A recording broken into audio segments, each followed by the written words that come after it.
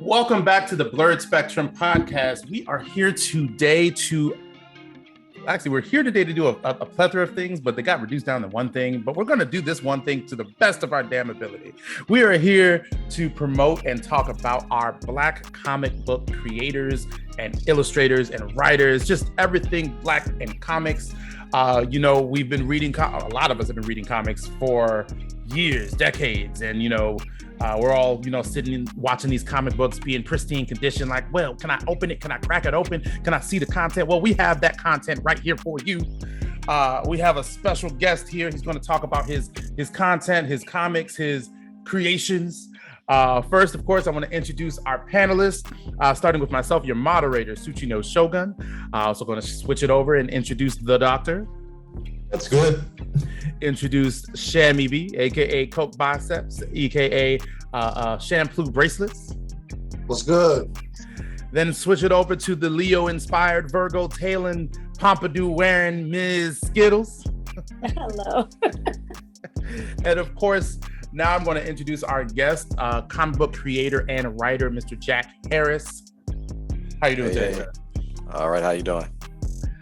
Doing great. Could be doing better, but doing great.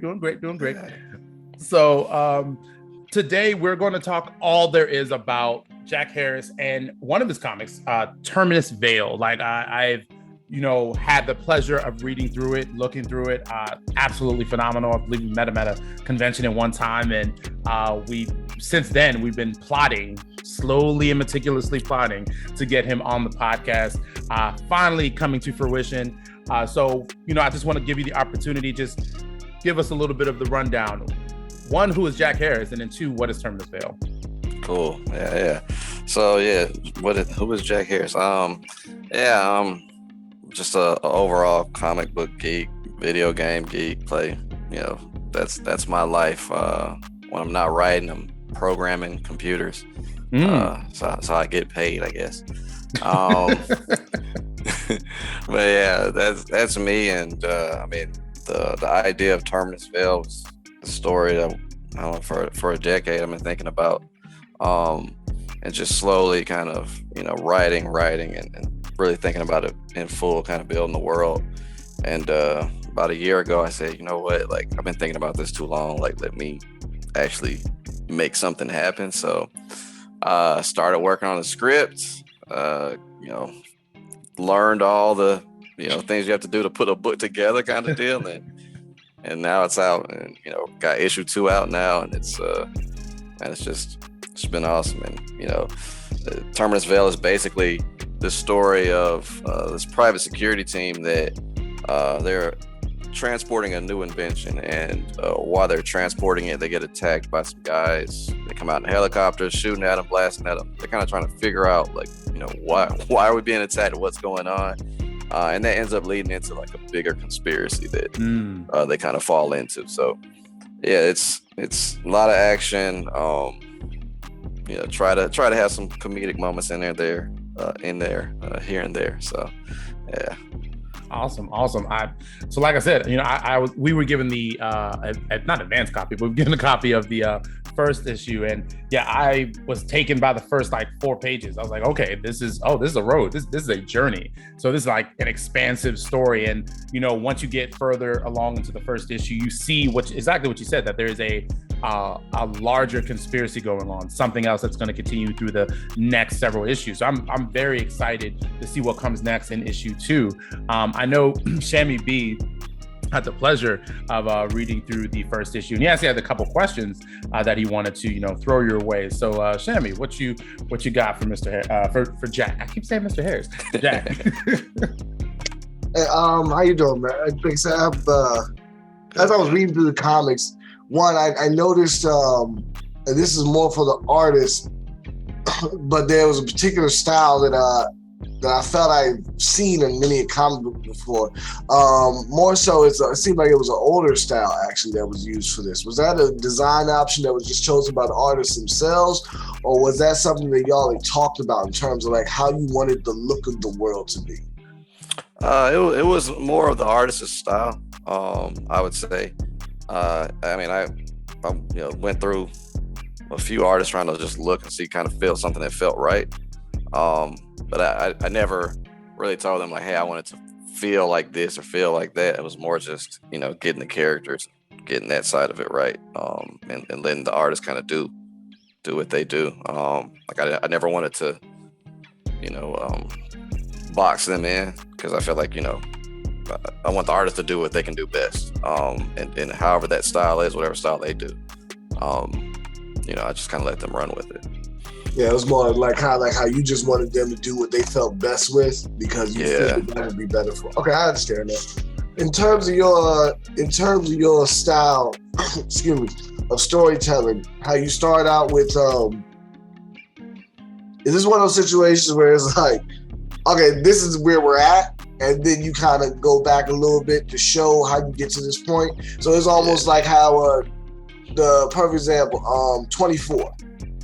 Where it was like they showed you certain points where it was almost like they kept jumping from, this is where we're at, but this is what happened in the past, lead this. This is where we're at, but this is what happened in the past, lead this.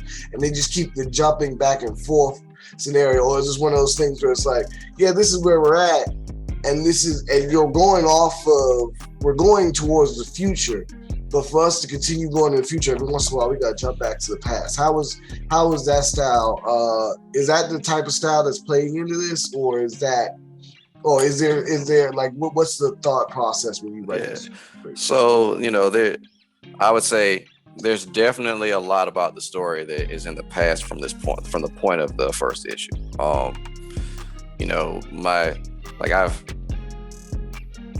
I'm trying to say the best way without being like, hey, this is how the story's going to tell you the full story.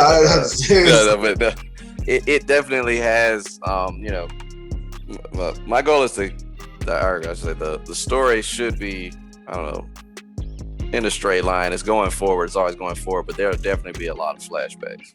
Mm-hmm. It won't be a lot of jumping around. When I think the way I like to tell it is, when we jump and go to the past and explain and kind of give some exposition on things, it'll be a issue or two issues itself. It's just that whole kind of setup of how this one point, now got set up, if that makes sense. But it won't be as, jumping back and forth a lot in a particular issue or something like that. That'd probably be too fast for me. Awesome. Okay. I also know the doctor has a question that he wanted to ask. Jack, so go ahead, the doctor. Yeah, so first off, definitely thank you for being here. It's always good to really good talk with, Black comic creators who, have like this expertise in the field and whatnot. And I wanted to know, get your thoughts on, what do you think were some of the biggest challenges and successes when you were starting up? Challenges was finding an artist. In all honesty, that was probably the biggest part, and it's still a challenge today. Every issue I've had a different artist. Wow.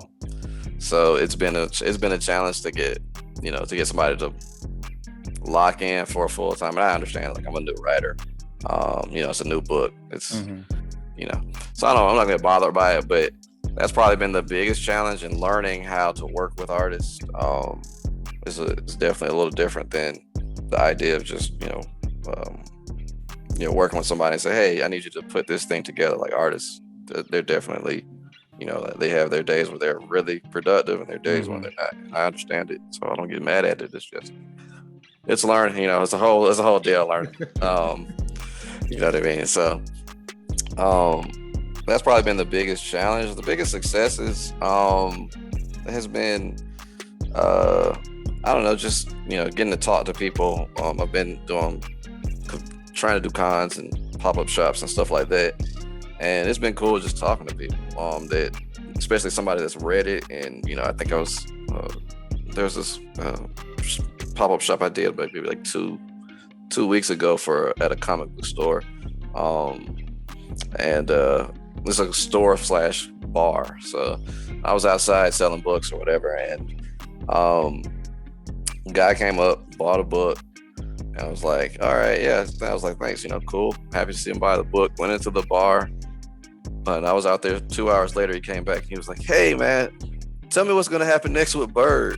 Like, I just read the book. I was like, oh, man, that's awesome. Crazy. You know what I mean? Like, And so you get to have this conversation with somebody, and they're asking you about the characters and stuff like that. So I think that part of it is probably the biggest successes. And like, yeah, I sold some books, haven't sold what I want, but I kind of know we're gonna, it's a path, and I'm learning how to market and trying to understand, all the things you're supposed to be doing. But the successes of just talking to people that actually are interested, that's probably bigger to me than anything. That's what's up. So, you are the creator as well as the writer of Terminus Veil. And, you did just say that, trying to get a consistent artist is one of the difficulties. Was it your goal to have the exact same art style throughout the entire comic? Or if it morphed, would you be okay with that as well? Yeah, my initial goal when I first started this was, I was naive, I should say. And I was thinking, you have the same artist, same art style, and, things just work and go and go and go. And, I've learned that you got to be flexible, you got to be adaptable to if you want to have a product out. I don't want to sit and, maybe I could have worked with the same artist again if, when his schedule opened back up for issue 1, for issue 2, but, that might have been a difference of, 4 to 5, 6 months before I'd have been able to get issue 2 out. Like that's, still want to have, I don't want people waiting, especially if it's a 22-page comic. Like it feels weird to wait, half a year for it, right? For the next one and the one after that. So, it was definitely my plan now, but now I think I'm going to get to issue 4, and then I'm going to basically release them all as a trade. So 1 through 4 all together. And that's when I'll focus on distribution. Really, I've just been selling them online and by hand at cons.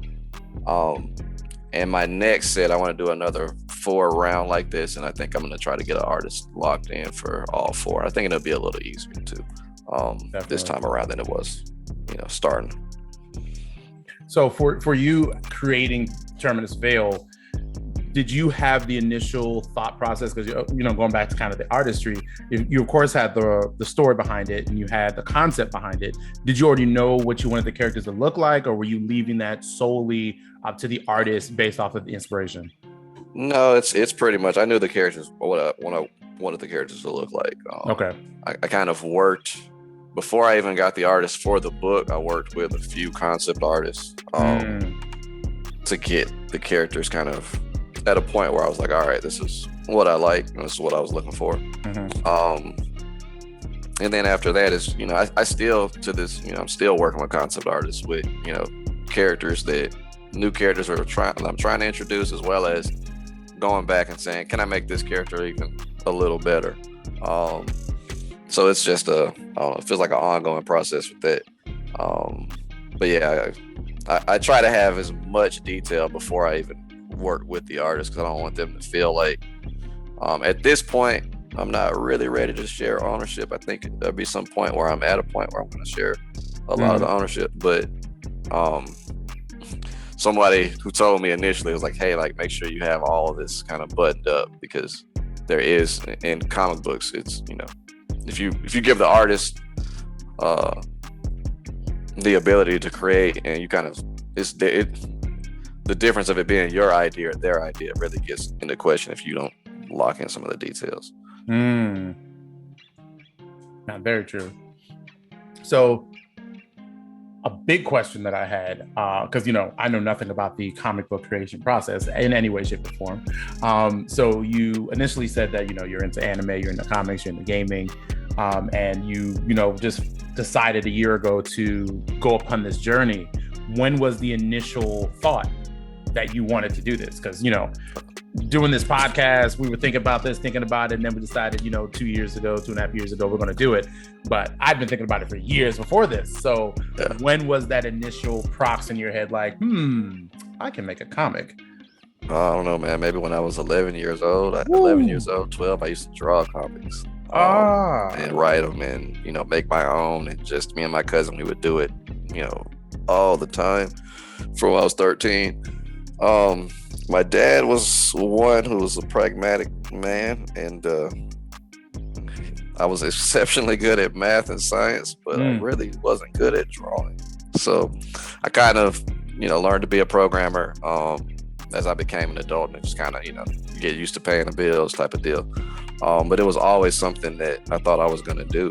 And like I said, it just, at this point, I was like, hey, man, like, if you don't do it now, like, are you really about it? And so I was like, let me get to it. Okay. And that kind of leads me into one of our, panelists, Miss Skittles. She's a graphic designer. She's been a graphic designer for a very long time. And, she's told her story sometimes about, how she got into graphic design, creation, and things like that. And she, alluded a couple times that, she wanted to do it, didn't want to do it, but then she decided to kind of move forward with it. I wanted to ask Miss Skittles to have you, ask, Jack about, as it pertains to artistry and creating the ideas that go behind your end goal product. What is how do you create that timeline? Like, he said a year ago he wanted to go ahead and do it, but he also said he didn't, there's a couple things that he overestimated on. So as a graphic designer, what would have been a way of doing it that you would say that our listeners could maybe absorb from this situation? Why you put me on the spot like this? I mean, from a designer's perspective, there's a process. There's always a process. I mean, for me, as a designer, it's easier for me because I'm naturally organized. So like I make lists, the steps in the process, where I'm at, what I want to do, how I want to get there, the time frame that I want to get there in. And I mean, for me, it just comes naturally to me. But for a lot of people, when they start making lists, they get overwhelmed. It's like, oh my God, when I make this list and now I see everything that I actually have to do, it can be overwhelming. But I think the key is managing your time. And when you're managing your time and other people's time, that can get stressful, but you have to let them know, like, look, in order for, like, this is not just about me at this point. I mean, we're doing this together, and I need you all to make this a reality. At the end of the day, you are a valued member of my team. So when you're placing deadlines on people, I mean, yeah, it's important to, take into account their outside life and things that they have going on, like work-life balance. But at the end of the day, you have to put deadlines and manage your time well when you're trying to get things done. As a designer, sometimes things go wrong, but as long as that communication is there, like, hey, okay, like your artist is like, hey, I have this and this going on. Is it okay if I shoot you, these panels next week, or if it's beyond the deadline or whatever? And as long as they're communicating that, and as long as you communicate, okay, yes, but I need these next week. I need these on this day next week. So it's I feel like when you're creating something, it's all about, one, knowing what you need to get done, like from the beginning. Yeah, you might miss some things here and there, but if you start to lay things out before you start your process, then you have you minimize the chance of, I could have done it this way, and having to do things over, and that messes with your time management from the jump. So laying things out from the beginning, looking and seeing what you need to get done, also sharing that layout with your team as far as your expectations, and then just working together to get it done. Yeah. Beautiful insight. So, which goes back to Jack. So for anyone who wanted to also start, because again, you said you started a year ago, for anybody else who's, on the fence about starting a comic and, moving forward with some type of graphic novel or webtoon or think of that, or even a manga, if they want to just go ahead and get started, what would be your advice? What would be the steps based off of what you've taken that would help somebody move forward? Yeah. Yeah, I mean, I think, first is, hey, how much do you know about the story you're trying to write, the script, right? Like, because that's key as a writer if you're writing it, and you're creating it. And maybe you're not the writer. Maybe you're just a genre. There are people who want to do just general creation. You still got to have some overall, idea about the plot. You gotta write that out, have it proofread or edit it and write it a little more again afterwards. I would say get that part buttoned down, because then after that, if you have a script, it really makes things really, really easy at that point. As far as the next steps, I feel like the next steps is finding your artist. And if I could go back now, knowing what I know then, like I used ArtStation. I kind of just went on ArtStation and really just scoured it and sent out a ton of emails for artists. But if I could go back, I'd probably say use Instagram. It is by far. You see, so it's so easy to find a ton of people who do art on Instagram once you get into that kind of category of looking at people on it. And it's just easy to DM somebody really quick and find out. I mean, usually if you see somebody who's active on Instagram, they'll probably hit you back on a DM if they're talking about paying them. So I would say that, try to utilize that, because that'll help you find, the art style that you're looking for. It'll also give you some perspective on, who's probably not going to reply back to you on the DM side. But the ArtStation doesn't really give you. ArtStation tells you, here's their portfolio. And they've got followers and stuff on there too. But, once you see somebody get, 10,000 likes on a post, 200 comments, probably not going to reply to you. They just did a, Black Panther for Marvel. They're probably not. Kind of high up there. Probably not. You know what I mean? I say that, not to say not to shoot your shot. Just you can don't wait. Don't wait on it. But yeah, no, I think that those two things. Short of that is, after that is budget. It's it's not like you can just assume that you can, I want to pay this rate and it's going to play out like this. The artist has a lot of say in what they're going to make. And, depending on what you're trying to go for, me, the brand I always wanted to have was, I wanted the art to always be high quality. That was big for me. I felt like, especially since I'm a new writer, it was really going to be something that would, help with the book, especially early on. And that means there's a cost to that, right? There's a cost to paying somebody that maybe, could have saved, some substantial amount of money going with some different artists. But from that standpoint, I would say, once you have your budget, then you know what you're looking for out of art,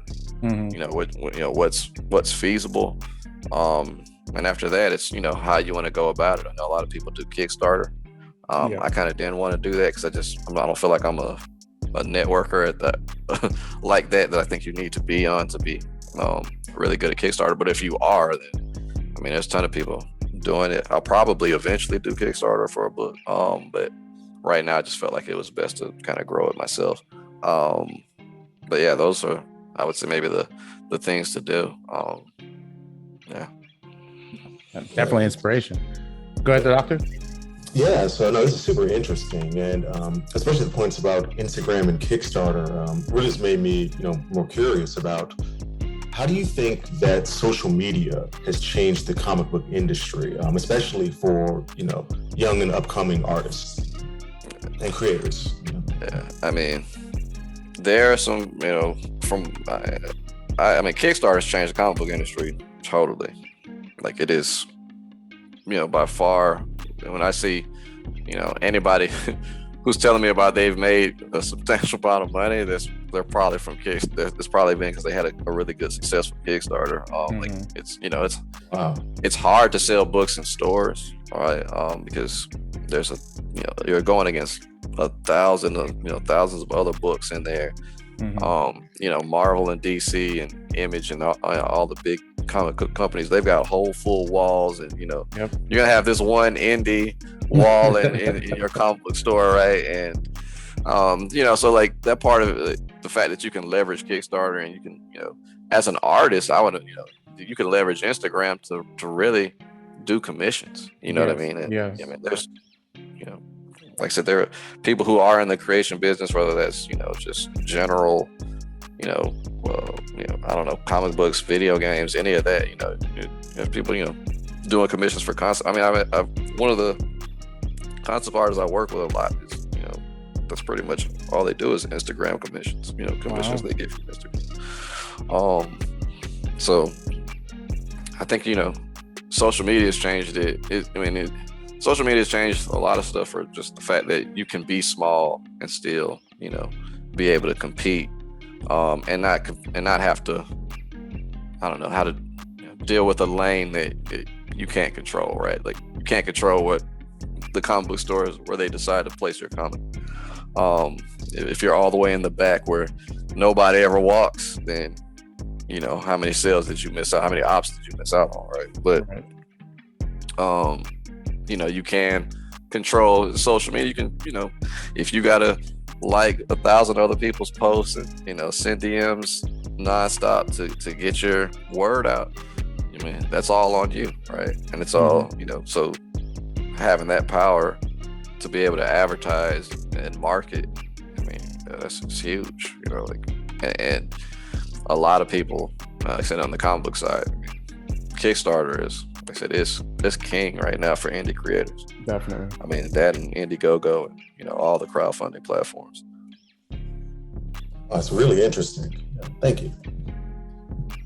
So I kind of have an elephant in the room question. There's a character, self-proclaimed Panthera, that just so happens to have a certain mask on, and I kind of wanted to know if there was inspiration from another character behind the mask that he's wearing.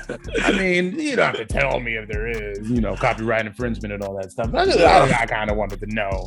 Was there inspiration behind that mask from somebody else? Man, that's cold. No, it wasn't though. I can tell you behind the mask, it's a white dude. It's not Black Panther, but but I can tell you that.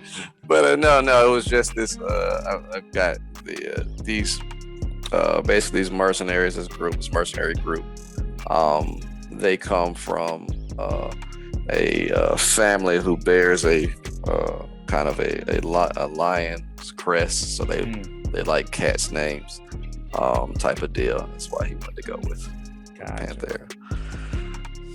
Gotcha. Just making sure. Gotta ask the question. Hard hitting questions here. Man, I'm here for it.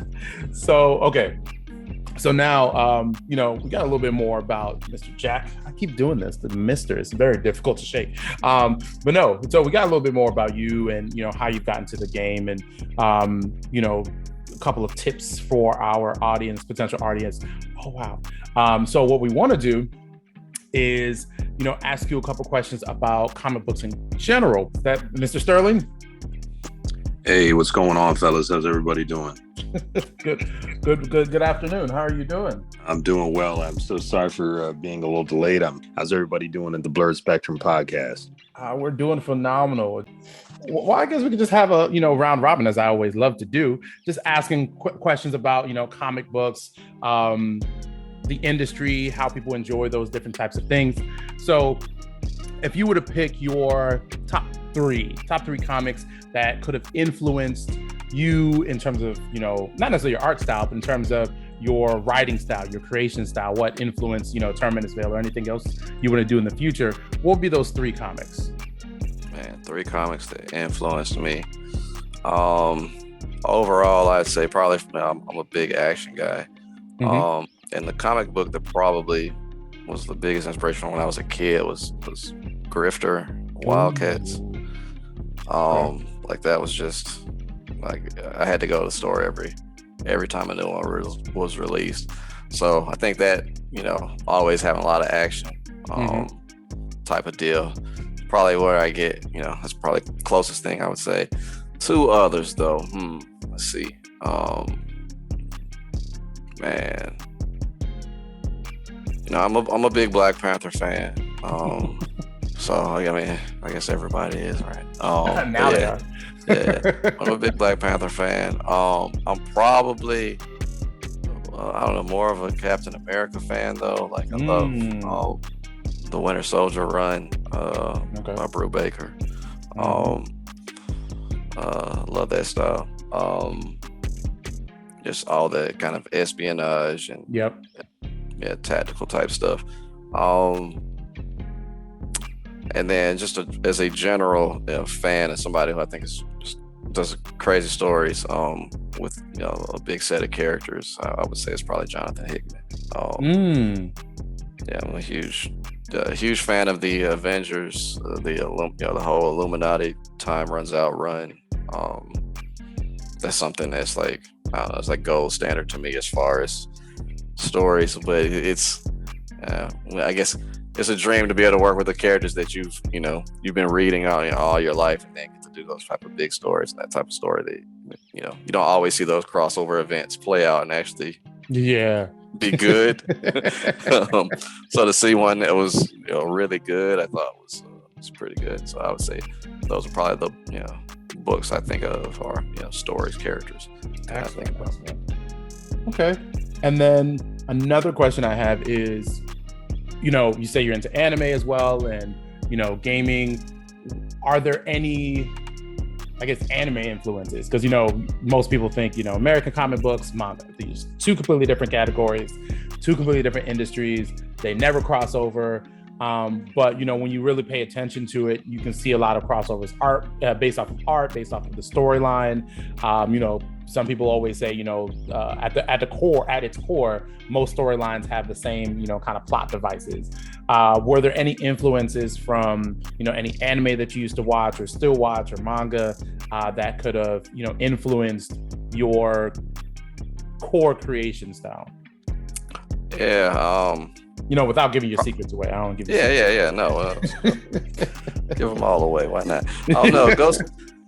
Ghost in the Shell is probably the one that sits with me. And, it's I love the politics of it, right? And the fact that, it still has, those, again, high quality, crazy action scenes. Yes. When they have them. But, there's also always this kind of, political, what's going on, as far as in Japan, and, how it plays out with these, now there's cyber-minded people and all that type of stuff. I think that part of it is really cool.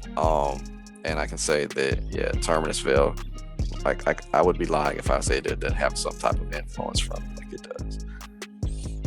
You can definitely, it's funny, now that you say it, I can feel Ghost in the Shell like kind of seeping through those panels. That's actually really cool. Okay, and then before I continue, does anybody else have any questions? Miss Skittles, the Doctor, Kame B, any pop into your head? I actually do have a question for you.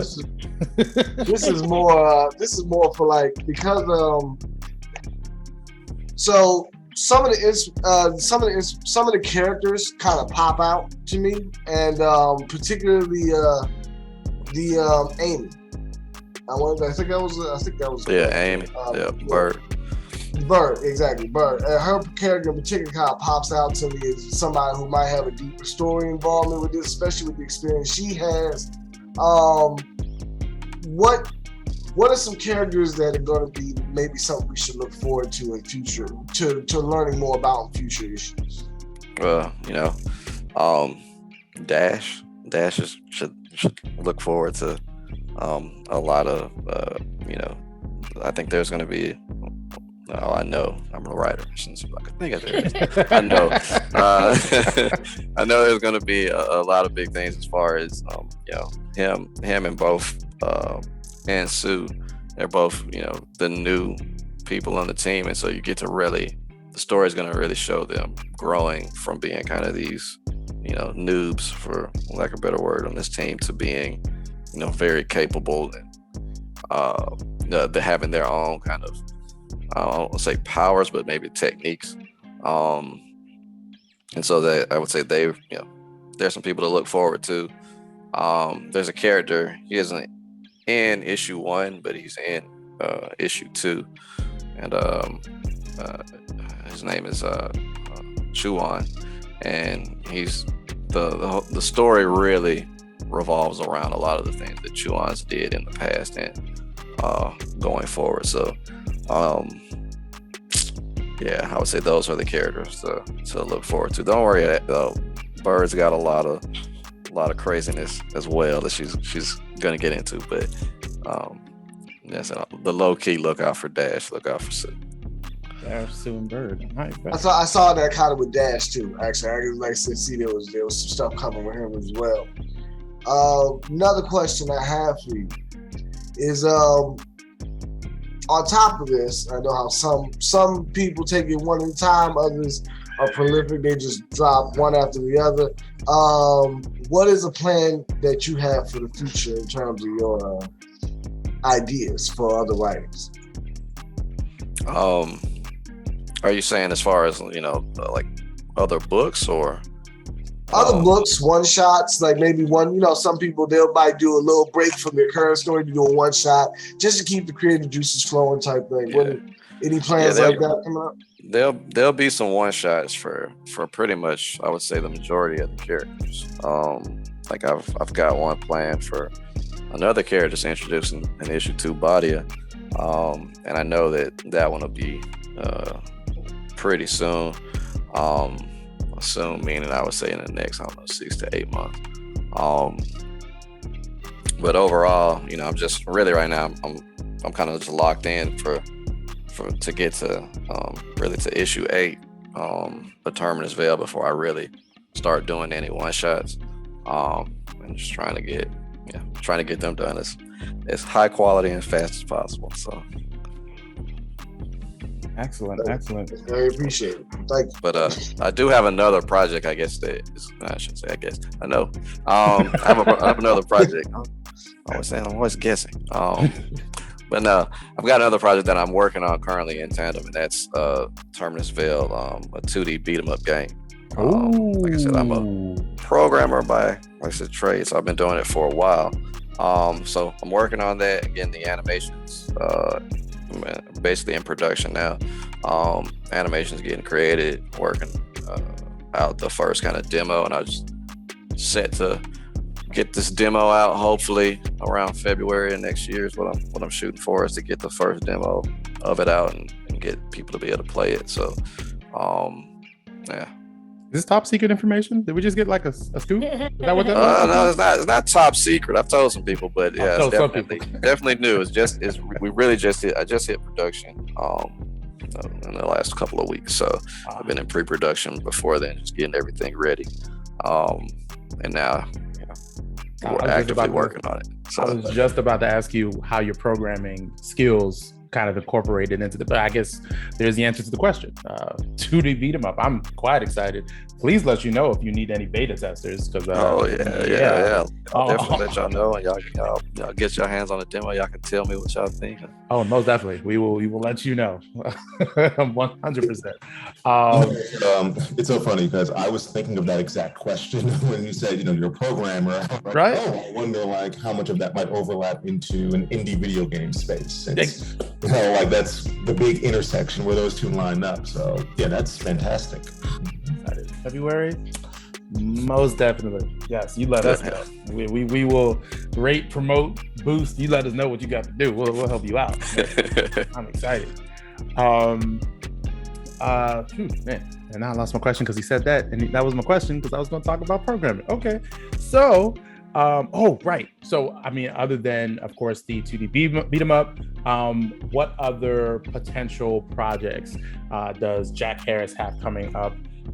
Whether it be, as you said, you're trying to get to, the eighth edition or 8th issue of Terminus Veil, but what else do you have coming up that you may want our listeners or anybody else to know about?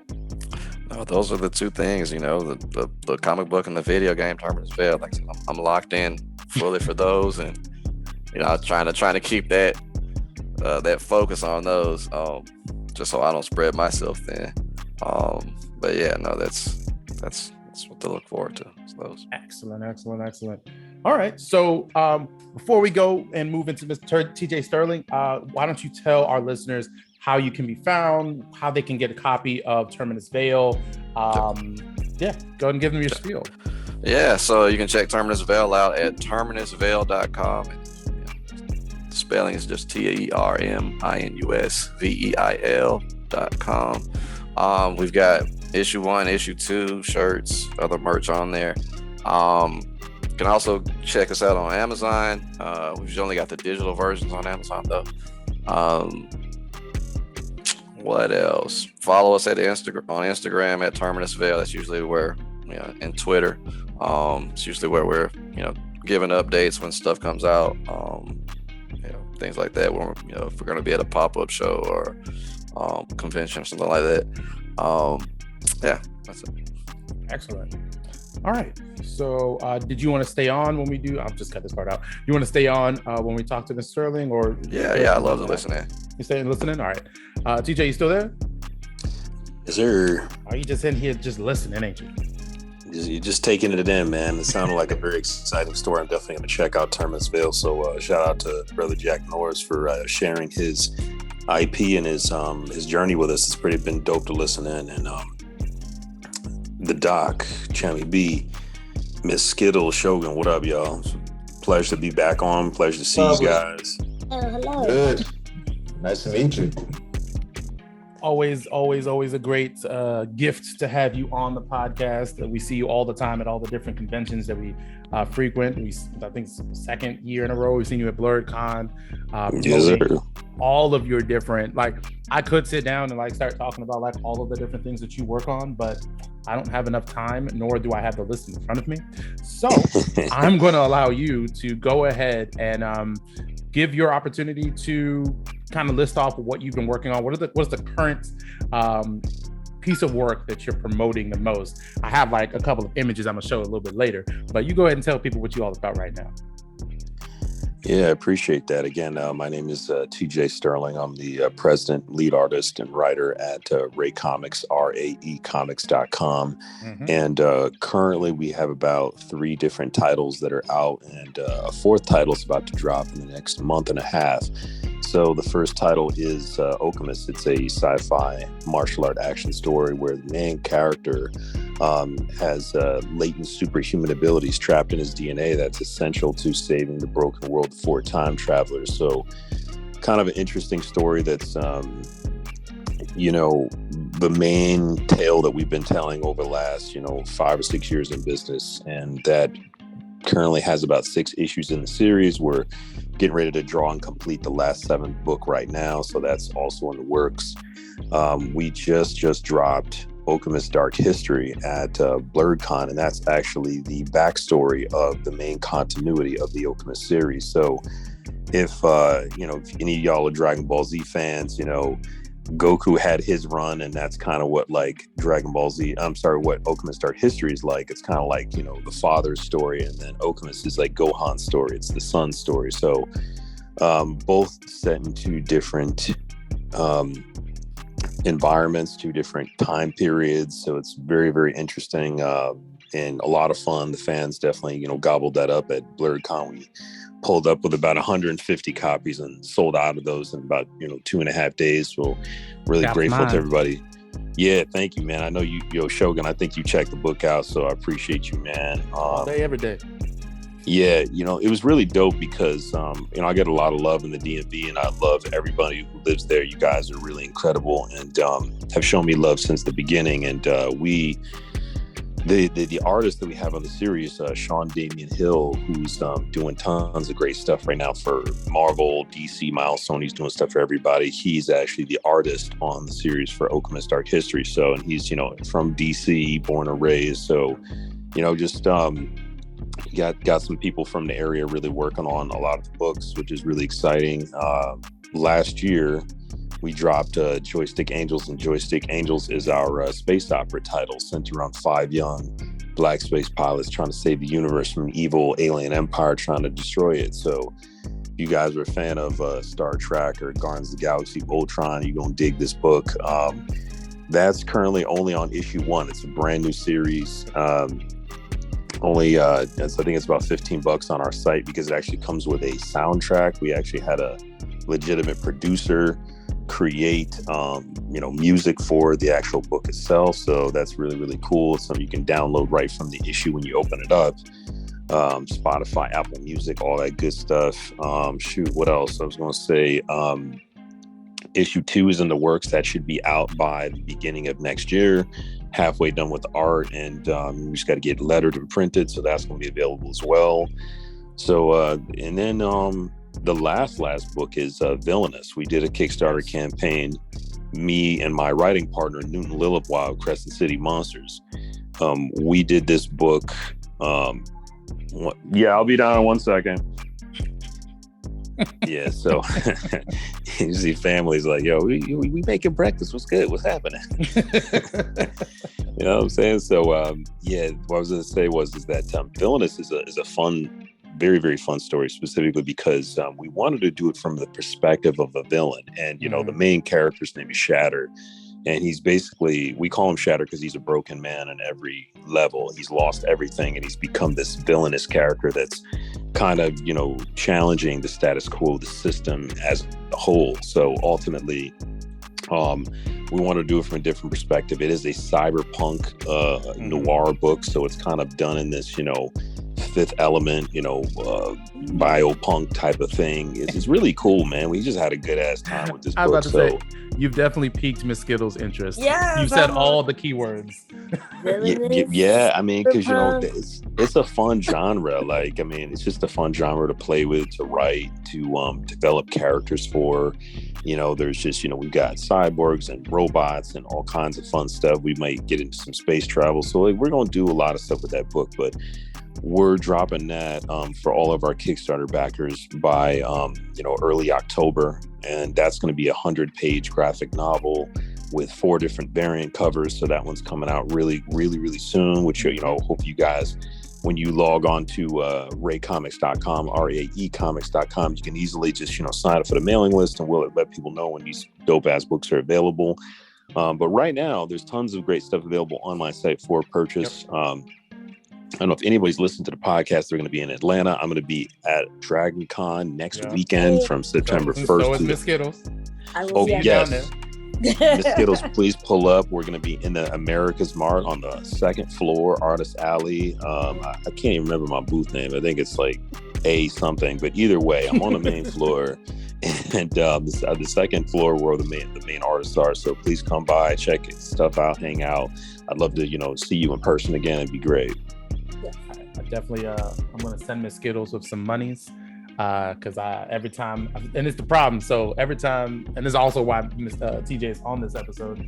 Every time I see TJ, I have to buy something else from him. He traps me, and I have to get things signed. That's like I said, I already have Ultimate's Dark History. I have several prints just laying strewn about my house. There's another one right there. This is amazing, right? You can't even see it. I've blurred my background, so you can't even see what I'm talking about. Yeah, several prints from him. It's just phenomenal stuff. And then there's this one.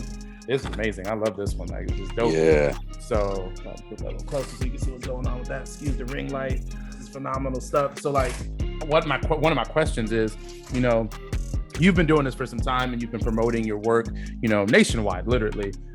What is, and it actually goes back to one of the doctor's questions. What is the hardest thing now that you're this far into the game? What's the hardest thing that you encounter on a daily basis while you are working on all of the different projects that you're working on? What's the hardest thing?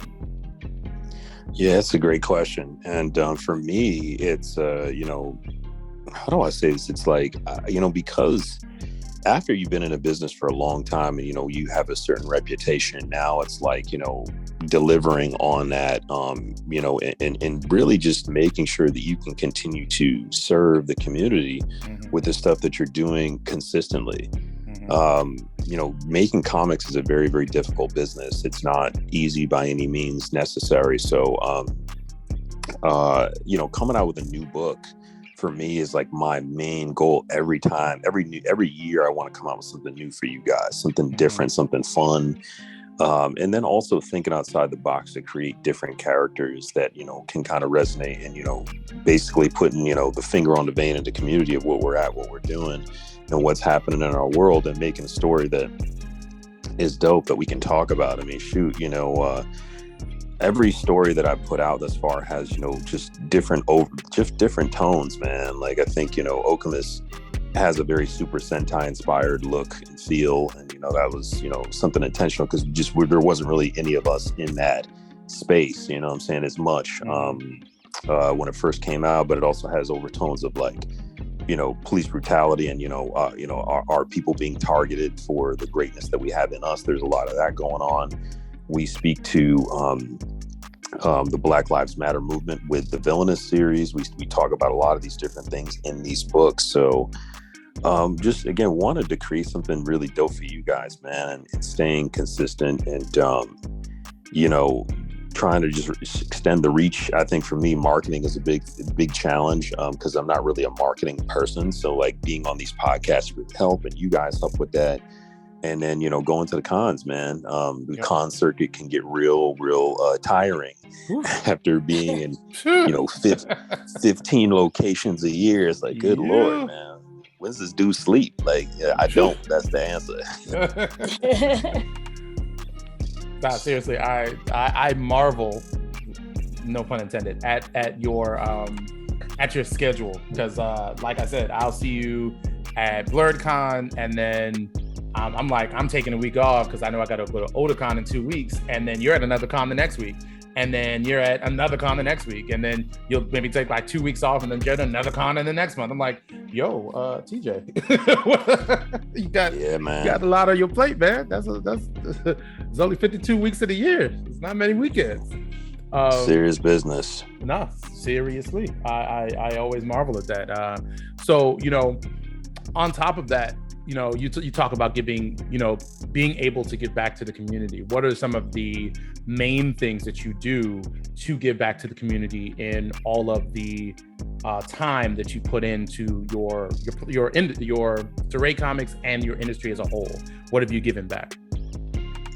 Yeah, it's a great question. I think for me, the philanthropy part has really always been at the core of our business and what we do. And, a lot of that starts with mentorship. I do a lot of mentorship stuff for up and coming artists or people who want to learn about the business, or just, students of art, students of comics. They want to learn how we do what we do, how the business works. So I do a lot of that stuff. So, I've had a couple seasons of, interns at Ray Comics. I've also done quite a few speaking engagements at different locations throughout New York City and, New Jersey. And we'll be eventually doing some here out in California now that I live in LA. And yeah, man. So I just doing what I can to, show my face and what we're doing and, the possibility, because I think for me growing up, I never saw people that look like me creating comics consistently and, really doing cool stuff that wasn't, derivative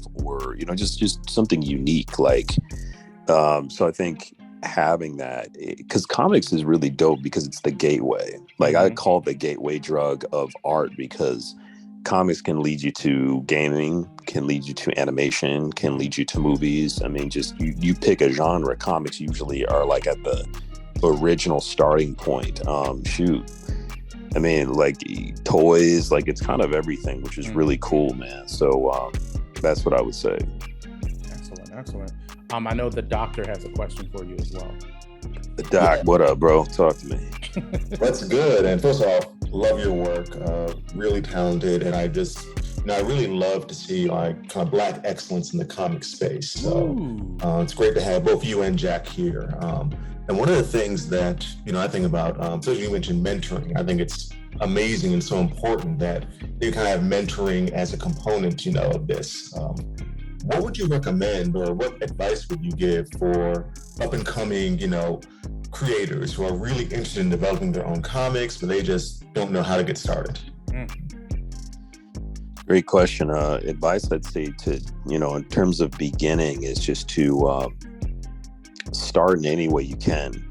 I mean, if you have ideas about characters and about a story, get yourself like a small notebook. I find that writing things down with your hands is a little bit easier in terms of transferring your thoughts. But I mean, if you're, maybe if you're a younger generation, teens or 20s, maybe writing on a computer or, your notepad on your phone works better. I mean, whatever's clever, what I'm saying? But ultimately, just doing an idea dump, putting everything you can out so you can visually look at it. And then once you can kind of visually see it, it gives you a better idea of like, okay, this idea is pretty dope. What do I want the character, like, what's the overall plot of the story? Like, what does it look start to finish? Like, okay, for example, you could even start with an idea of something simple, like, I want a super powered character, to go through the trenches and basically start, origin story as a human being. And then at the very end of his story, I want him to like maybe become a villain, or maybe I want him to be like the best hero. So like, how do you start from beginning to end? All right, awesome. Thank you. Yeah. So I do have to ask, I remember one of the times that we saw you at BlerdCon, you did happen to tell us about a collaboration that you were supposed to be getting started, but you weren't supposed to tell us about, that we had to, maybe confirm, and then you both confirmed. So is the collaboration with Greg still happening? Is it happening soon? Should we be, on a mailing list to know when it's gonna drop? I just wanted to know. I mean, I was working on it, so I was trying to see. Yeah, that's a great question. So not to put you on the spot or anything, Yeah, Greg and I are definitely working on a project. We've already started it, and it's slow moving because I think the pandemic definitely kind of threw a monkey wrench in a lot of our different projects that were going on. And I've been, how do I say it? It's I've been in corporate America a long time, what I'm saying? So that has helped me sustain my other projects. And, Greg has a very different style, I guess, some structure in terms of the stuff that he's doing with, his regular gig. Like he's, camp counseling, and, he's doing, mentoring and teaching and a few other things. So like, his schedule's a little different than mine. So we still have to reconnect in order to work on issue 2 and 3, because our plan was to give you guys a series that was, just like anything else, 100 pages long, like a little tight, clean graphic novel. But right now there's only 1 book done out of 3. So we still have some work to do, but it's still happening. It's just, slower moving. All right, because you dropped all these keywords and we was all excited, and we was like, wait a minute. And you was excited. And the problem was you were so excited about it that you had nothing to show me, and I got excited. So I was like, crap, now I'm excited. And he's like, he's about to bring it to me. I bet. Let's go. Yeah, you gotta do me a favor, and you gotta poke Greg. Yo, Greg, man. I was talking to TJ. Don't do that. Be getting his book for y'all, man. So he knows there's people curious about it too. Okay. You say that, but I got several people that can poke Greg and like let him know, hey, we're waiting, and TJ says it's on you, so let's go. I bet. So we're gonna do that. Yes, sir. So go ahead, Rod. Go ahead, I have a quick follow-up question. This just made me think of this. When you mentioned the pandemic, I'm wondering, what was it like, or how did things change with the pandemic when it came to how basically the industry looks for you? Because I know, especially with just all the changes with cons, and cons really fairly recently kind of becoming, or going really being as open as they once were, closer to as open as they once were. I'm wondering, like, what were some of the biggest challenges when it comes to navigating the pandemic? Yeah, that's a great question. I mean, during the pandemic, I didn't do any cons at all, and that's a big part of my business, to meet people directly, and for just building the network, building the fan base, making new friends. It was such an important, integral part of what I did, and not being able to do it for like a year and a half was pretty rough. So I basically kind of pivoted to doing Kickstarter campaigns and doing fundraising for my next projects, which allowed me to get you guys directly to consumer, putting that product right in your hands. So a lot of people who I would see at cons were essentially going to Kickstarter campaign, and now I'm still doing Kickstarter campaigns, but they're a little bit less important, just because I'm back at cons, and now people can get those issues right in in person. And like I said, it's just an interesting balance of how do I say, like, promoting, marketing, and then saying, hey, this is where you can see me with the new book. And like I said, for BlerdCon, we made it a big deal because Sean Hill came down, and Sean doesn't really do cons like that. Like, he's kind of like I wouldn't say recluse, but like he's in the lab drawing, creating, and working all the time. So he came down to Blerd Con, and he was literally signing that book with me, for all day Saturday and Sunday. Yes. And it was special for the fans because they got to finally meet Sean, and they got to see him and hang out with him and take pictures. So like, we're trying to do more stuff like that where it's in person. I think the mask mandate kind of fluctuates between cons. I think Blerd Con's very strict about it. Some other cons like San Diego there was nothing strict at all. So mad people were getting COVID. Like, just kind of it's changing now. It's slowly getting back to normal, but people are still out there getting sick. So like, if y'all like feeling well, chill at home. Don't come to the con, or double, triple mask up, or do whatever you got to do. Yeah, definitely. Thank you. No, I definitely appreciate your willingness. One, your willingness to go out and be at these cons and, see each of your, fans, followers, subscribers personally. To me, it's almost like going to like one of those mom and pop shops in like the middle of a neighborhood where like whoever's behind the register knows everybody in the neighborhood. Because from what I've seen, and maybe I'm just a very rememberable person, every time TJ is in a con space, it's like he remembers everybody who comes up to the table. Oh yeah, I remember you when I saw you at Otakon. Yeah. Oh yeah, we were at New York Comic Con. Yeah, I remember you. Oh, San Diego. Like, it's like every single person that comes up to the table, they say, oh yeah, you remember me? TJ almost instantly remembers. Now I have to ask, is this a true skill that you have? It's like a genjutsu where you like do not have a man reveal his secrets. I'm just asking. But fine, I won't ask the question. Question redacted. Facts. Nah, it helps if I've seen the person more than once, but I do my absolute best. It's very difficult though, because I'm super good with faces, but a lot of times the names escape me. And but it takes a lot of, it's like going to the gym mentally, you know what I'm saying? Like, how do I recall this person, asking certain questions, just really taking time to get to know everybody. But, I do also tell people like, hey, please don't get mad at me if I don't remember 100%, because I do meet thousands of people at these shows. Right. So I'm definitely trying my best to remember people. A lot of times it's like just, like, I think, Shogun and I, we've definitely, just broken bread a couple times, talked, about his podcast and what you guys are doing. I've been on one show before. So like, that also helps, just like seeing people I know over and over again. But yeah, man, I love you guys, man. I love the fans. So I'm very, very grateful and appreciative of the consistent support, and y'all looking for me. It means a lot, you know what I mean? I don't know, 100%. Miss Skittles, that was a positive question that I was asking. No, but seriously, it for me, the reason why I asked is because it shows me how dedicated that TJ is to his fans and to the people who support him. Because it's, for me, it's a big thing. Like that's the reason why I support, artists and, Black businesses or any business. It's show me what you're, not necessarily what you're going to do for me, but show me what you do for the people who support you. Because it's, just like the podcast. If there were no listeners, we would just be talking to ourselves. And so it'd be no point. If you're watching a show on TV or sports, if there are no fans in the stands, and that brand is going to close down really soon. So it's, if you don't give back to the people who are giving to you, then you're just spinning your wheels and you're spending your money for no reason. And that's one of the things that TJ does continuously.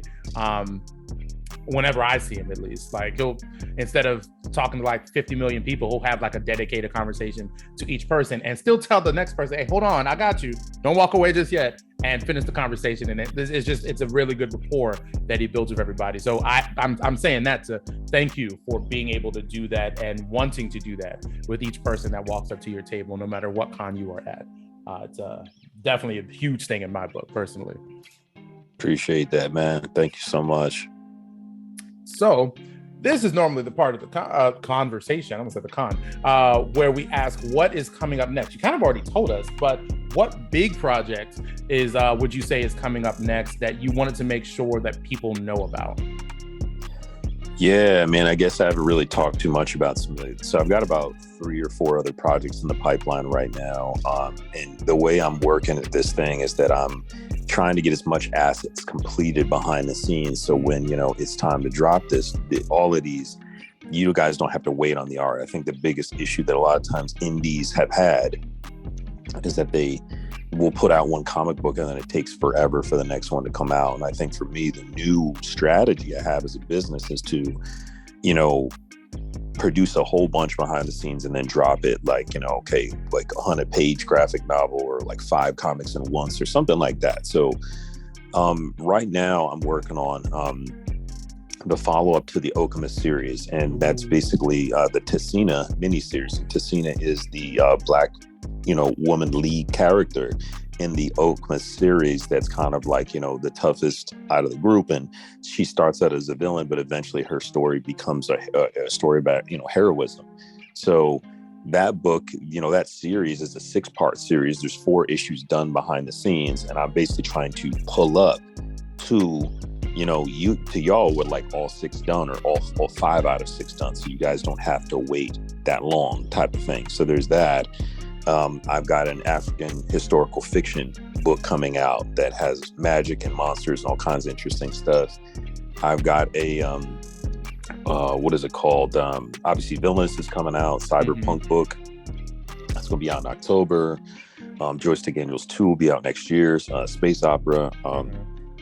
I've got another very, very fun book that I'm writing with brother Robert Jeffrey, who is a DC Comics writer and a really great guy. It's actually our take on if, it's kind of a splice between Dragon Ball and Harry Potter. So it's kind of like magic, dinosaurs, secret orders, all kinds of stuff. So we're, got like a very interesting, YA magic book coming out. So yeah, man, like a whole bunch of stuff, bro. Whole bunch of stuff. Next couple of years, it's gonna be like ducats, just dropping everything, man. So like, just get ready, y'all. All right, so now I need your con schedule, because I have to find you and come pick up these issues, because the way you dropping these things 6 at a time, I got to be prepared, because if they sell out, I'm gonna be quite upset. So as always, I also want to make sure you have the opportunity to let people, you already kind of did, but how can people subscribe, or how can people find out either where you're going to be, or how they can obtain it, or how they can put in to get an issue? Yeah, super easy, y'all. I mean, I'm at Ray Comics everywhere. That's RAE Comics. And that's, Instagram, Twitter, Facebook. I'm super active on Instagram. I'm also active on my website, raycomics.com, raecomics.com, and you can get single issues. You can get the collected edition of Okama. You can get Okama's Dark History, a 100-page graphic novel. You can get Joystick Angels. You can get t-shirts, art prints. Pretty much everything is available there on the site. So yeah, check me out online, follow me, friend me, talk to me. I'll be happy to hear from you guys. And yeah, thank you so much. Awesome. As always, thank you, TJ, for showing up. Thank you for giving us a little bit of your voice that we can promote you, because like I said, your work is amazing. Thank you, Jack, for coming on today. We really appreciate it. Terminus Veil. I'm hoping, TJ, Knob, poking with the elbow, checks it out, and definitely y'all collab in some way, shape, or form, because I think that'd be dope for both of y'all. This is what we like to do on Blerd Spectrum. We like to get the collaborations popping. Just let us know if you need us to promote said collaboration, because that'd be dope. Let us be the scoops, because we like the scoop. But thank you, Jack, for coming on, going over Terminus Veil. We're excited not only for the next up to 8 issues, but also of course for the 2D side scroller. I know I'm all the way hyped for the game. Definitely. We are excited to definitely promote them. Please stay tuned for the next edition of our Blerd Spectrum podcast as we go over some more content creators. But of course, I have to give each and every one of our panelists the opportunity to state how they can be reached. starting with the podcast itself. That is the Blerd Spectrum podcast, which can be found on Instagram, Facebook, as well as YouTube and Twitch at the Blerd Spectrum or Blerd Spectrum. Myself, I can be found on IG, Suchi no Shogun, Suchi_no_Shogun. Suchi is spelled TSUCHI. Also, you can hit up our mailbag, which is what is that mailbag? The Blerd Spectrum at umbrostaircase.com or the Blerd Spectrum at gmail.com. I can also be found at Blerd Creations, blerdcreations.com or Blerd Creations Shop on Facebook, Blerd Creations on Instagram, and Blerd Creations on TikTok. Each and every one of those, you can see our new back to school sale that's coming up, where we're going to have a bunch of stuff for you and your kids. If you like it, go and buy it. If you don't, go and buy it. If you don't want it, still go and buy it and send it to somebody who will. Also, we have our Zodiac Girls line that has been created by the graphic design extraordinaire, Ms. Skittles. Yes, I had to. She's actually wearing one of her creations, the Leo Zodiac Girls shirt. Right now, we just had Virgo come out. Of course, as the seasons come out, we'll have new lines come out created by her. So maybe that's another collaboration that could be done with TJ and Jack. I'm just saying. Yeah, Miss Skittles, come talk to me at Dragon Con, man. I want to see your work. Oh, God. But I'll go ahead and let Miss Skittles give her how she can be reached and how her artwork can be seen, and all the other ways for her to profit some money. Go ahead, girl. Oh my gosh. Okay. Y'all can reach me at Ms. and ZZ Skittles, STR_cosplay on Facebook, TikTok, and Instagram, and Twitter is MIZ Skittles 2K02. And then the doctor, how can you be reached? RT on Facebook. Shammy B, how can you be reached?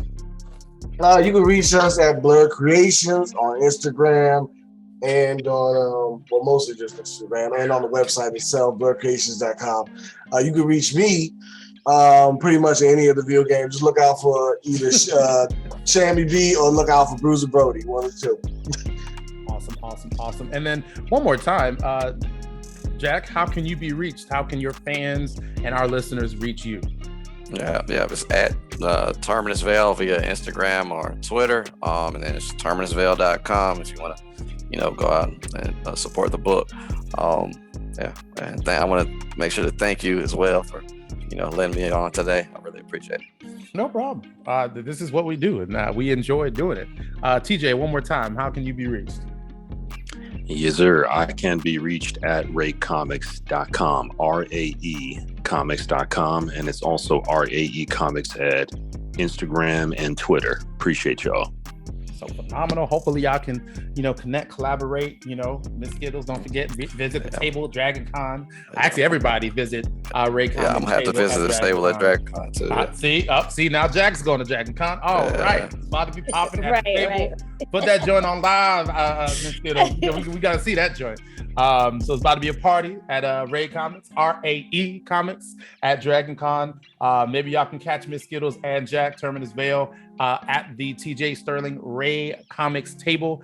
But as for this episode, we want to thank you all for listening. And as I always say, sayonara. Yeah. Bye.